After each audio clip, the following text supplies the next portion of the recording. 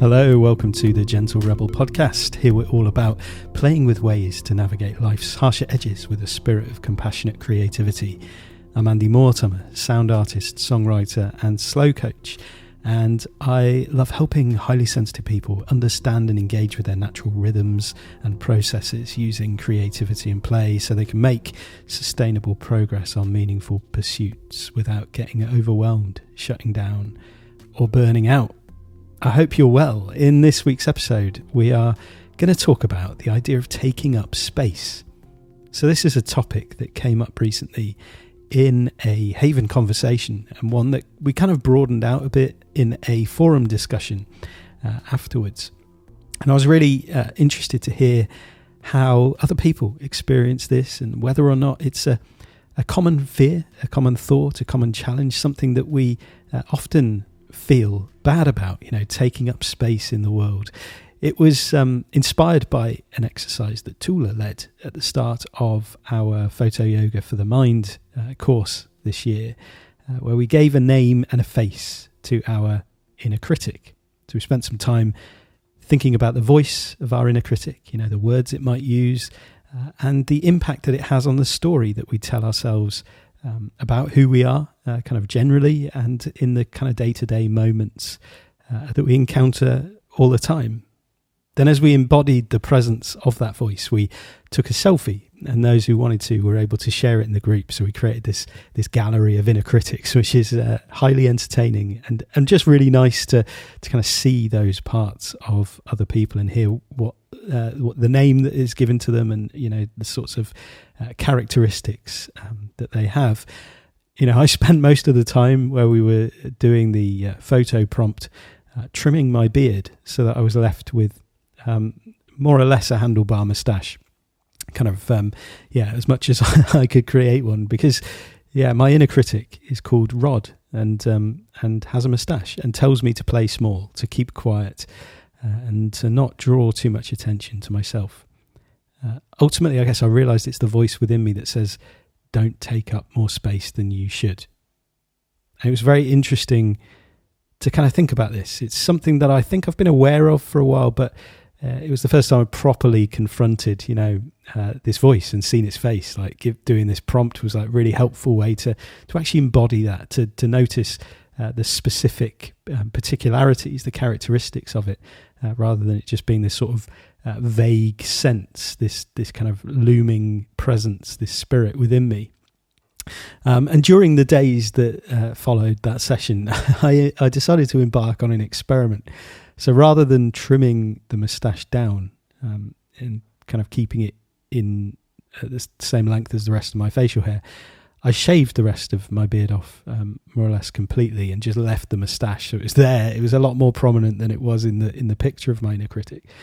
And I wanted to see how I could cope with going out into the world with a moustache. There's something about a moustache. You're probably thinking, what are you talking about? Something about a moustache that, because it's a choice, it's a decision, isn't it? It's an intentional decision that you've made. You've got a razor in your hand and a mirror in front of your face. And I think it was that feeling that really unnerved me, unsettled me as I thought about, walking around the world with a moustache. A beard is a lack of action, isn't it? It grows because you don't shave, you don't do anything, you don't have to carve it. It's just what happens. It's not a decision or a choice. It's kind of what happens when hair is left to its own devices. But going out with a moustache is a statement. You're saying, I held my razor, I looked in the mirror and decided that this is how I wanted to look, and spent some time making that happen. So strangely, I wanted to play with the discomfort. So I decided, okay, I'm going to keep this until I no longer feel the need to shave it off and to justify it. I'm going to leave it there until I forget that it's there. And then at that point, I can get rid of it. To be fair, I found it quite funny. It made me laugh every time I looked in the mirror. When I went to the bathroom, it's like, yeah, there it is. But it did take a while before I was able to then kind of go out and be thinking, I'm not bothered about it.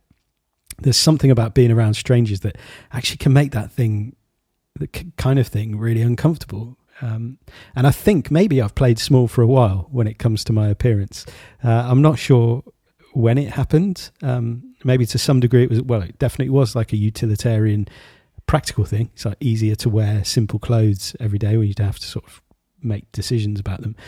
But it dawned on me that part of that, or at least the kind of thought of going against that, or wearing a mustache, wearing something a bit different to what I'm used to, made me kind of uncomfortable, because there is that voice that says, don't take up space, don't draw attention to yourself. You've got this thing that it feels like it's drawing a lot of attention, even though a lot of that attention is just that self-consciousness that's in my mind. And it's ironic, isn't it, that the moustache of that voice, of that inner critic, was the cause of the voice to get louder. Don't go out looking like me, shouts Rod. Do as I say, don't do as I do. And I think that is often the case for the inner critic.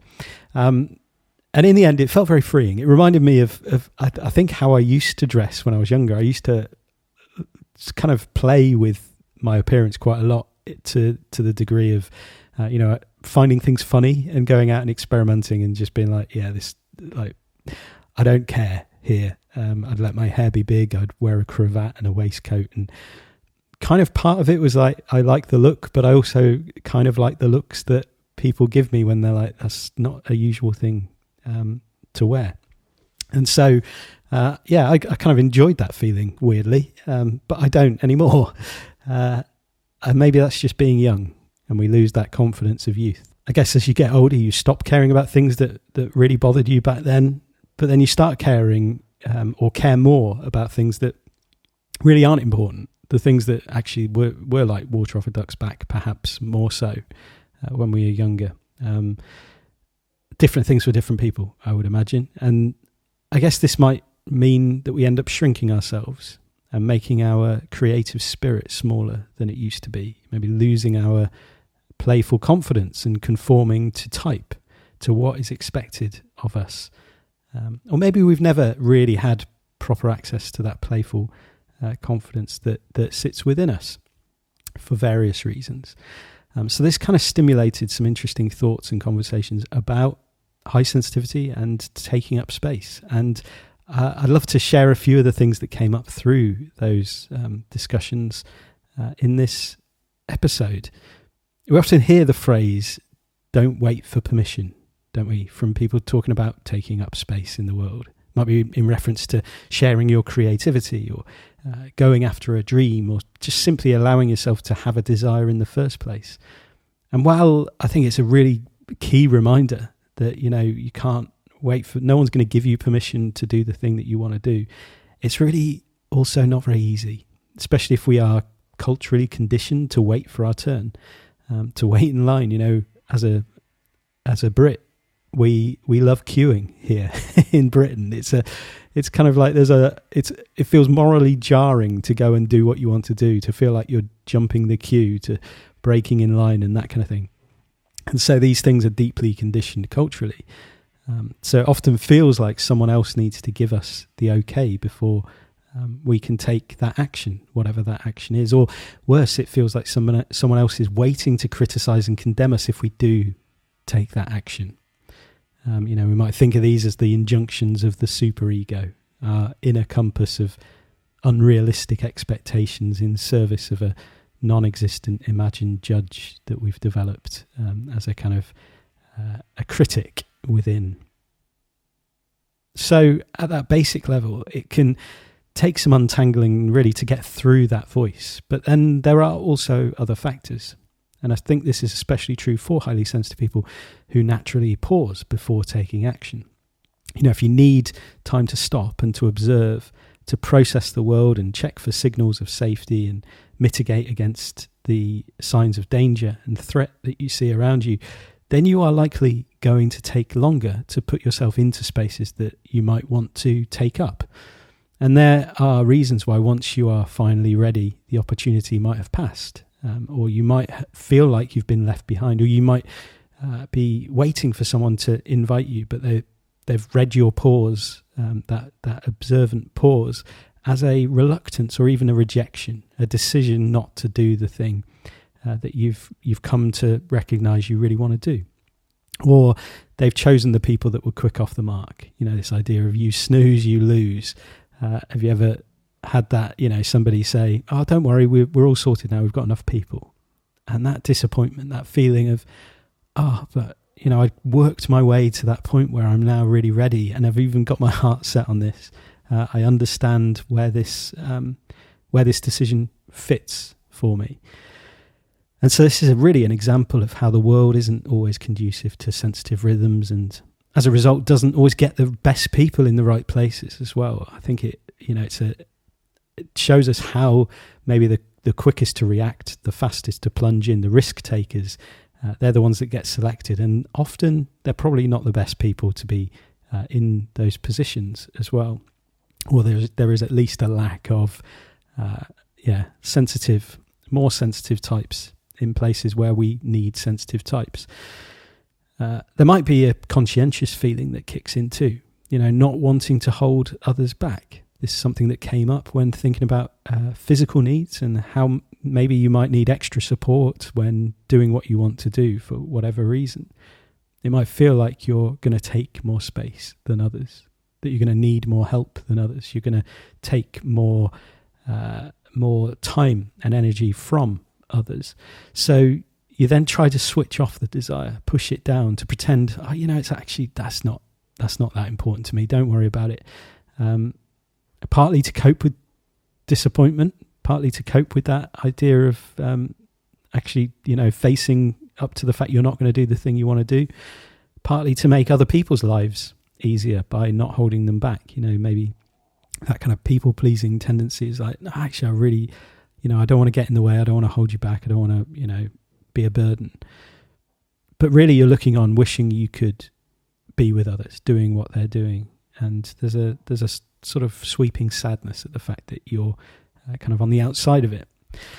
I remember as a kid, my mum was good at taking this position, and she took it as probably the person who looked on from the sidelines and convinced herself that she maybe enjoyed that role more.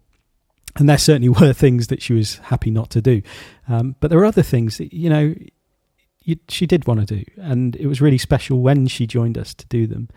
And I think it's remembering as people where you have someone who maybe doesn't get involved in things, to remember that actually maybe they do want to, and they want to be invited. And, even if they say no every single time, it's like, actually there's something really nice about just the possibility of inclusion, the possibility of the invitation.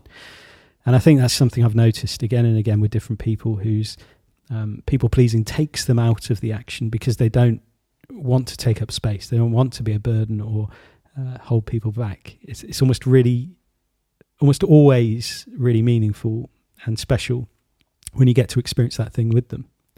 And not to add an extra emotional burden, but I think it feels more caring and inspiring to see someone taking up space when they're uncertain about what might happen, but they really want to get involved, and they sort of take that brave step to say yes and to join in with you.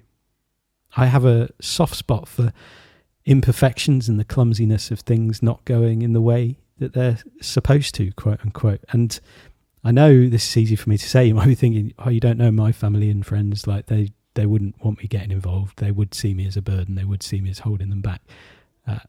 Yeah, I know, but I wonder whether there is a part of them. How much of that is a story you're telling yourself? And also, is there a part of them that would love to be held back by you sometimes? It's at least worth asking. It might mean the world to both of you. Another context people are wary of taking up space in is conversations. What do I mean by taking up space in conversation? Maybe talking too much, being too intense. These are some of the things that people are afraid of coming across as. Ploughing through the small talk, going straight to the deep stuff. Sorry, I'll shut up now. I've been talking too much. Something I hear from a lot of people who I really want to hear more from. Or, that's enough about me. Let's hear about you. Let's talk about you.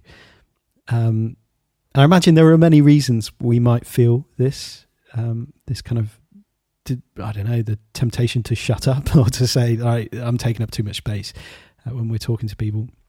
Perhaps you've grown up in an environment where actually deep talk doesn't happen. And if you kind of try to share those things that are on your mind, or the deeper aspects that you're thinking about around life, it just gets shut down. So it becomes a sort of protective mechanism to stop talking before the other person sort of goes into that, checked out, dazed look, and they drift off or sort of wander away. And it's like, oh, okay, right, I was talking.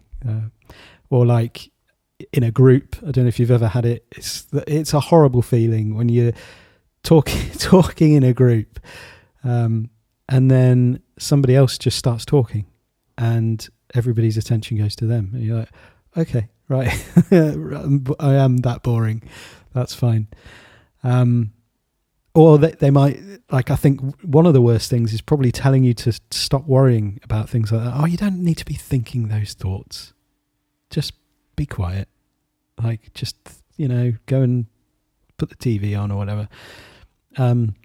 As if you thinking the thoughts and sharing the thoughts are, I don't know, it's like a sign of worry, as opposed to a desire for connection, a desire to share that intensity and that passion, or that, just talk about these things that are meaningful to you. And it can happen, can't it, when we get excited or passionate about something. There's things you could talk about for hours on end. And there are people who genuinely aren't interested, and that's probably fine. And it's useful to know, to get a sense of like, okay, that is not someone that I am going to talk to about this thing, because they aren't interested and they also aren't interesting in relation to it. So that's fine. But then there are people who are, and that's one of the beautiful things about connecting with kindred spirits. I have people in my life who, like, we just get right to it, like almost immediately, and it's just one of my favorite things. And especially if that conversation has a kind of bounce to it, and you're firing off one another, you've got some back and forth going, and you're kind of creating something within the conversation. It's not just talking at each other. It's like something is happening, something's stirring, something is being created through this engagement, this encounter. And there is a need, isn't there, for pause and to take a breath at times. So we might say, oh, sorry, I'll stop talking, I'm taking up too much space. And actually that might be just something inside us saying, yeah, look, you need a breath, gather your thoughts. Like we need to let's have a moment here. And so that inner message might then take the shape of, shut up, no one cares. But what the body is really saying is just like, pause for a moment, let me stabilize, let's work out what's going on, let's manage our energy, and then we can carry on. But it always seems to, or at least in my experience, it often, that it's that inner critic again. It takes the shape of, it's almost like the condemning critic, judgmental voice is the one that's like, yeah, he listens to that. He listens to me when I say it like this. He definitely does stop talking when we put it like that. And yes, I do. And I also don't get back to talking again afterwards. So, it's a mixed bag. So yeah, it's good for us to find people, isn't it, that we can be our natural selves around, places to unleash the intensity of our passion and chat about things that we care about without voice of judgment hanging over us. I mean, it's one of the reasons I love doing this podcast, because, I'm talking into your ears right now, but I can't hear what you're saying back. So you could be completely, having a go at me, but I can't hear it. And it's a nice opportunity to just unleash and embrace the things that I love talking about. It's space to just talk. But like, I think it wouldn't be enough if I didn't have people to actually feel listened to by in physical proximity as well, or at least, within a live engagement to some degree. And the fear of saying something wrong, or something that we don't mean, or something that could be misunderstood or misconstrued, might also be underlying that voice that says, don't take up too much space here. The voice that says, stop taking up space in the conversation. There are probably different signs and signals that our nervous system might be aware of that actually causes us to warn off talking too much. There might be certain people where it's like, it's not safe with this person to divulge all of that.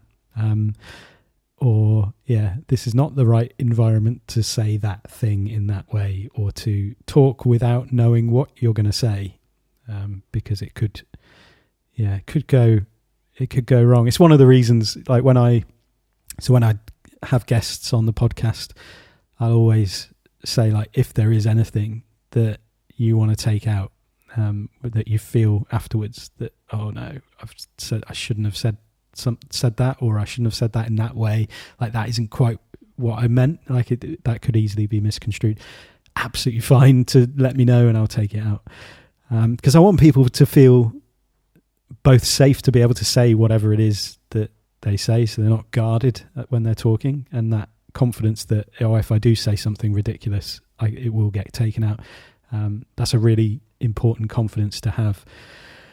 And yeah, also I just think it's different from, you'll notice that there will be a lot of people who don't do that. They'll be like, if you say something as you're being recorded that could be misconstrued or could be misunderstood or could be used as a bit of clickbait, then they will want that. They will want to leave that in, because it's like, hello, we can go viral here. I can set you up. It's not a very good long-term strategy for building trust with guests, but it's something that we see all the time. And it's something that gets utilized. It's not only, I wish I hadn't said that, so can you take it out? It's, I wish I hadn't said that. I'm glad you said that, because we're going to make that the most prominent part of our conversation. We're going to build the marketing and the promotion of this conversation around that thing that you wish you hadn't said. So yeah, that's something to just bear in mind. Something to ask if you're ever on a podcast. Ask whether that, like, what sort of approach do they take to that kind of thing. Anyway, that's a little bit of a deviation down another road. So, notice what your body is really saying when that voice is telling you to stop taking up space in the conversation. So, I mean, your body is probably expressing some kind of need. What is it that you do need? Is it just a pause, a breath? Is it to stop altogether?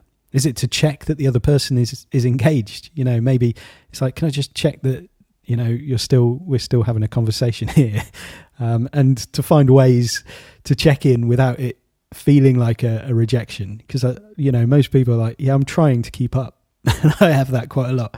I'm trying to keep up. I just don't know what you're talking about. You've gone off on like some weird road of thought that I can't keep hold of. I'm not sure where you are, but I'm enjoying listening to you. It's fine. And I guess sometimes that might be what stops us from taking up that conversation space. I don't want to say something vulnerable or go down a line and the other person be like, okay, anyway, because that feels quite, very undermining, doesn't it? So it's establishing ways to listen with compassion and space. And as we've talked before about, I think listening it's not about responding, is it? It's not about those things like giving advice or taking what they've said and sort of, doing something with it. It's just about, at its most basic level, it's about contributing to that shared space where the other person feels heard, feels free to be, and that kind of thing. And that, that's it. Like, that's the real foundation of listening. So the area as well of asking for help, this came up as part of the taking up space conversation. I think there's probably many reasons we might not be great at asking for help when we need it, if we are someone who struggles with that. One of them is definitely a story that we tell ourselves about, not wanting to be a burden, not wanting to impose, those kinds of things.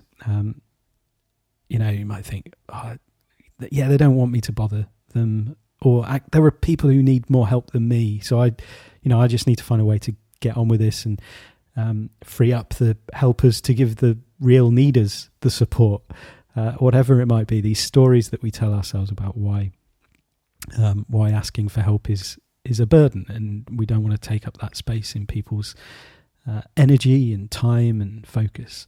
I wrote a blog post a few years ago about some of the other reasons we might find it hard asking for help. I'll link to that in the show notes rather than sort of going through it here, because it's not all relevant to this idea of taking up space. There are other things, other factors, I think, at work when we are maybe reluctant to ask for help. But a wonderful insight that came up in the recent forum conversation around this idea of taking up space was this idea that when we avoid asking for help, we actually engage in a kind of deprivation, a scarcity, contributing to something that shrinks the world in some ways. So, one of the Haven members wrote that when I don't ask for help, it deprives me of information and connection, and it deprives the potential helper from doing something they just might welcome.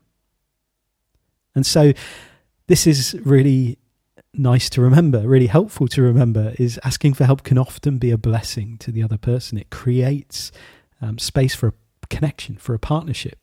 It gives people a sense of purpose and contribution, and it allows us to see things from a different perspective. It frees us up to focus on what matters most and what we do best. So rather than taking up space and burdening, what if actually asking for help is kind of sharing space and a blessing?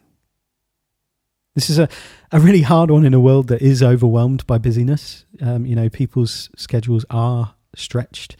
Yet maybe a lot of this busyness is just noise as we wait and look around for more meaningful projects and endeavours to connect with.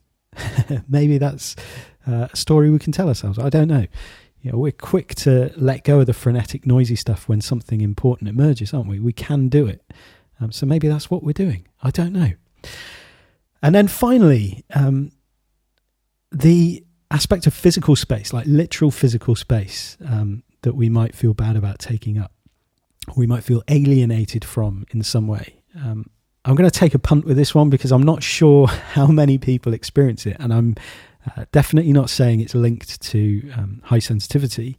It may well just be a me thing. I'd be interested to know if there's anything in what I say next that you're like, yeah, I think I get that, or whether you're like, no, that's you, mate, that's just you.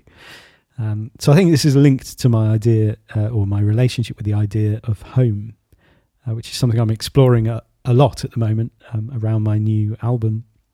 I keep calling it a new album. I've been writing, producing it for 2 years now, but it's not yet out. So the album that I'm working on, I'm exploring this idea of what home is and my relationship with that as a concept, as an idea. And I think there are two sides to this for me. I can feel at home anywhere really quite quickly. It doesn't take me long to settle into a new environment and kind of see it and experience it through quite a homey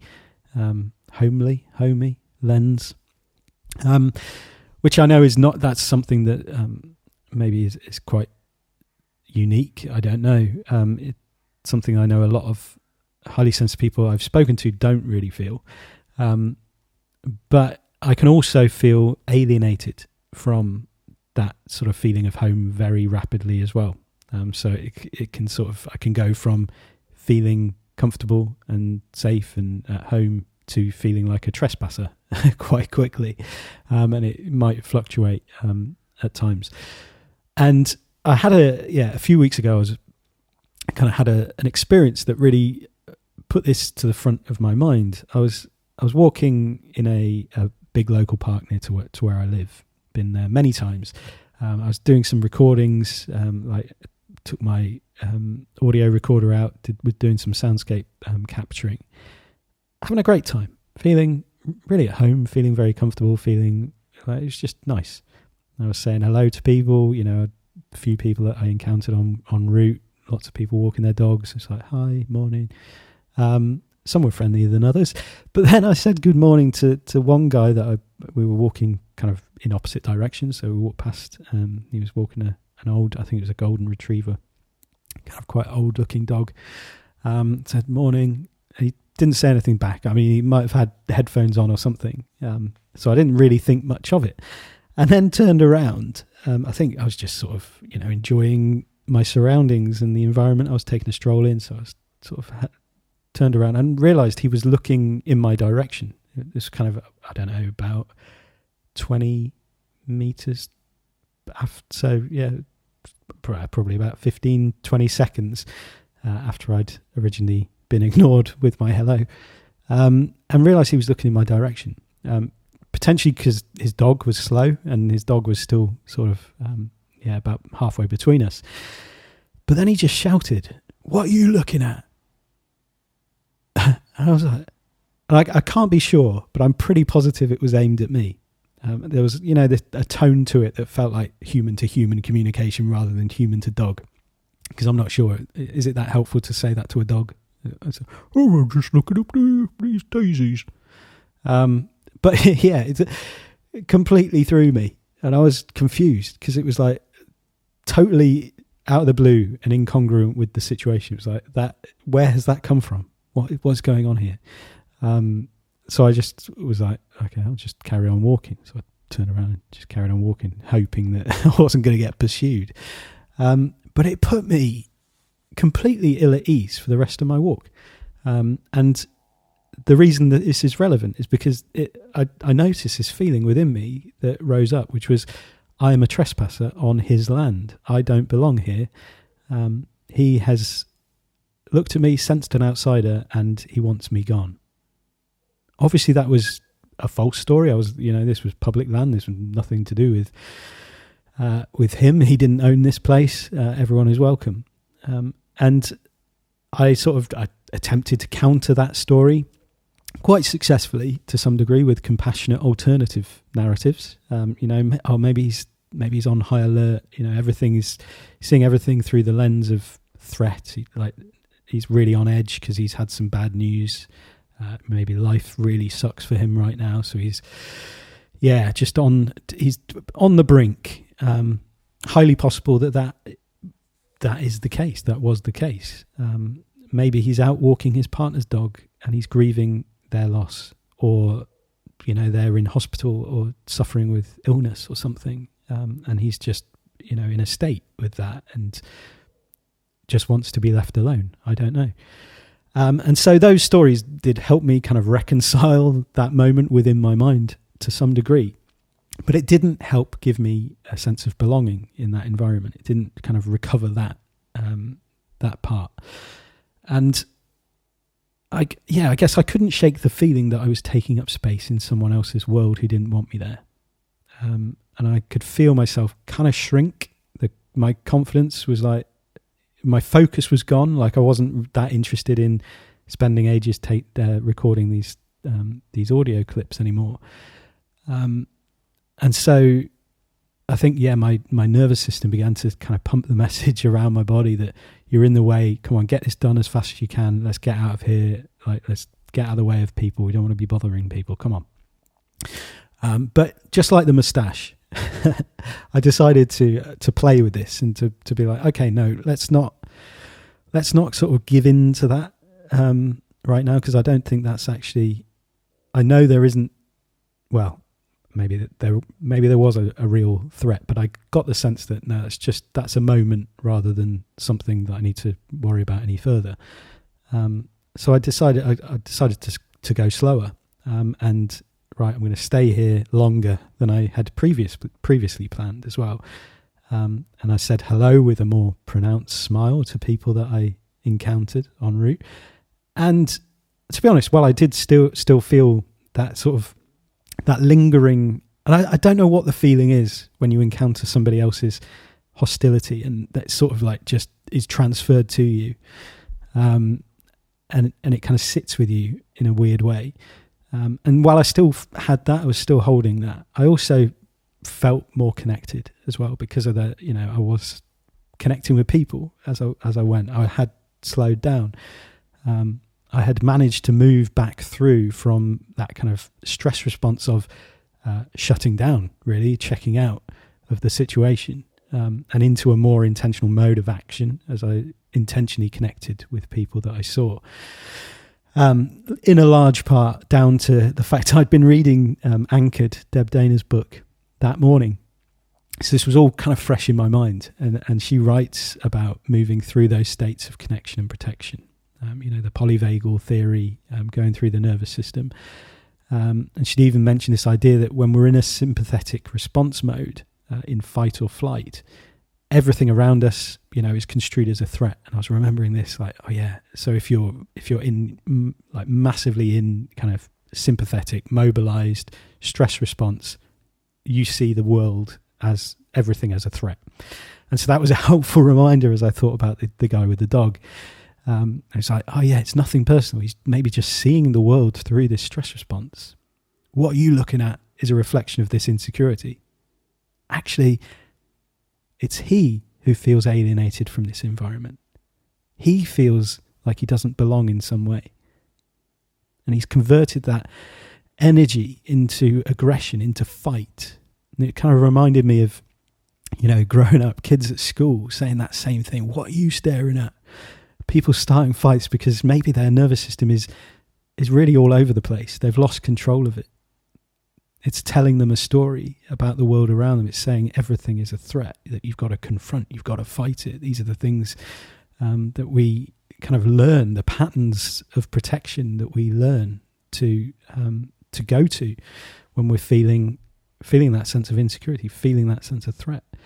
And I don't know why I found this a comforting thought. Not comforting in the sense of like, yeah, full of the joy at the idea that the world's full of people starting fights with strangers because they're unable to control themselves and sort of understand what's going on in their nervous system. But comforting because I could sense an opportunity to shift the story I was telling myself. It gave me that chance to really put space around those things and to notice, okay, what's going on within me? What is that sort of urge? What is that kind of the story telling me to go and do? And how can I work with that to get me back to a place of connection, a place of feeling safe within me? And so, yeah, we're reading Anchored at the moment in the Haven throughout our autumn season. As I'm recording this, obviously, if this is massively far in the future, then we're not reading it at the moment. But we're reading it for a while. So the end of 2023, we're reading it through our autumn season: September, October, November, December.